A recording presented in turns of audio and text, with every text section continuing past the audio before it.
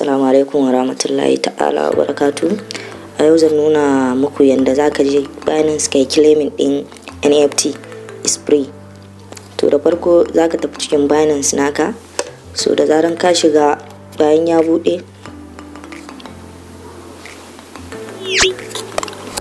yawwa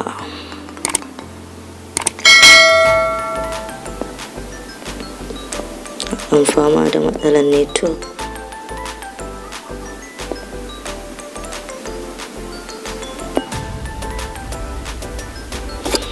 Ok, bayan ya bude kawai za ka zo ka shiga nan gurin inda aka sa gashi nan alamar wani inda za ka je kai selecting din QR code a gurin, so sai ka shiga gurin.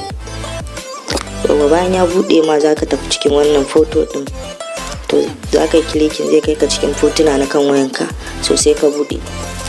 Bayan ka bude zan ajiye ma wannan foton a cikin Telegram channel namu, zan ajiye ma shi, sai ka je ka dauka kai saving nashi akan wayanka. Da ka zo ka shiga ka bude zai nuna ma, zai shiga kan wayanka direct, sai ka bude shi. To sai ka bude shi, yana process. Okay, so bayan ya bude gashi nan ya bude ma page din. To abinda za ka yi a nan gun shine sai ka danna wannan claim NFT passport din. So bayan ka danna a nan gurin gashi nan abin da suke bukata, sun ce dole sai ka je ka sayi wannan a cikin wayannan fan token din, sai ka je ka siyi guda daya a cikin su. Cikin wayannan fan token din sai ka je ka siyi guda daya tukunna za su baka damar da za ka yi claiming na NFT dinka. So ga su nan fan token din, ga shi nan akwai Santos, akwai Photo, akwai Lazio. Za ka je ka sayi wayannan token din ne a cikin su, kawai ka sayi guda daya. Bayan ka siya sai ka siya, kawai ka sayi daya, bayan ka siya sai ka siya. Amma zan iya baka shawara ka amfani da Alpha token, domin kaga logo nasu nan, domin Alpha token ne za ka gaba kwata-kwata bai fi $3 da dan wani motsi ba. Shine za ka iya siya, za ka je gurin kwambatin kai kwambatin nashi. So a yanzu mun riga mun yi claiming din NFT din.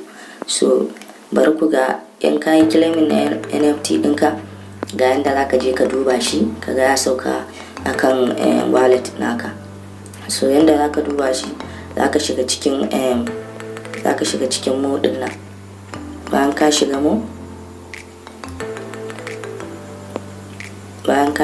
ya bude ma. Bayan ka shiga mo, so za ka taho na cikin Binance NFT. So za ka shiga cikin Binance NFT. So bayan ka shiga cikin Binance NFT,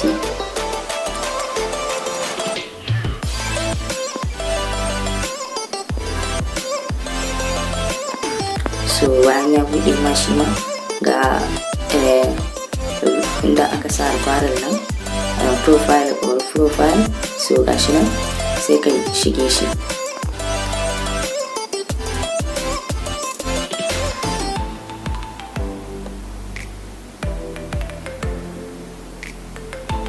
So shi ma bayan ya bude ma, so wannan shine NFT ɗinka, gashi nan NFT passport. So kawai za ka yi clicking akan shi, bara mu bude shi kuma shi. So kun ga NFT din mu yanzu ba a yi listing nashi ba tukunna. So kun gan shi nan NFT passport mun riga mun yi claiming nashi Spree. To kai ma wannan hanyar za ka bi domin ka yi claiming naka NFT, domin ba mu san irin alkhairin da za mu samu a wannan NFT din ba, kamar wancan da Binance kai da drop ɗinsa. Gaskiya mutane sun samu kuɗi da shi sosai. So wannan ma haka yake.